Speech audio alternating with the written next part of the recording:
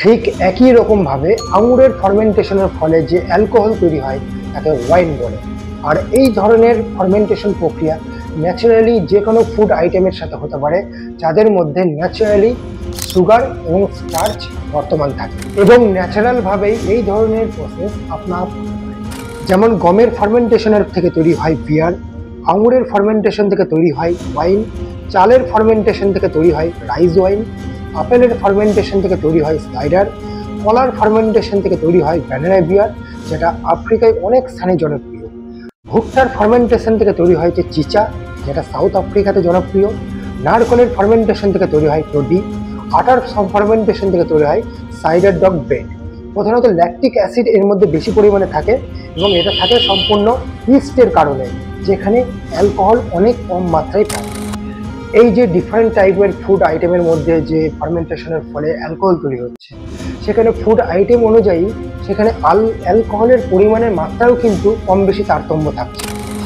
যেমন ন্যাচারাল ওয়াইনে থাকে 9 to 15% alcohol, বিয়ারে থাকে 4 to 8% অ্যালকোহল, রাইস ওয়াইনে থাকে 12 to 16% অ্যালকোহল, আপেলের সাইডারে থাকে 4 to 8% অ্যালকোহল। এই প্রসঙ্গে একটা কথা বলে রাখা ভালো, অনেক ফলের ফার্মেন্টেশনের ফলে না শুধু ইথেনল প্রস্তুত হচ্ছে, তার সাথে মিথেনলও প্রস্তুত হচ্ছে। আর মিথেনল কিন্তু প্রাণঘাতী। একটা নির্দিষ্ট সার্টেন অ্যামাউন্টের থেকে বেশি পরিমাণ অ্যালকোহল কনজাম করলে একটা মানুষের মৃত্যু পর্যন্ত হতে পারে শুধুমাত্র মিথেনল থাকার জন্য। তাই সাবধান। এই যে এত অ্যালকোহল তৈরি হচ্ছে, সেখানে ম্যাক্সিমাম 17% মতো অ্যালকোহল থাকে। এর থেকে বেশি পরিমাণ অ্যালকোহল হয়ে গেলে ইস্টের জন্য সেটা টক্সিক হয়ে যায় এবং ইস্ট মারা যায় এবং ফার্মেন্টেশন প্রক্রিয়া আপনা আপ বন্ধ হয়ে যায়।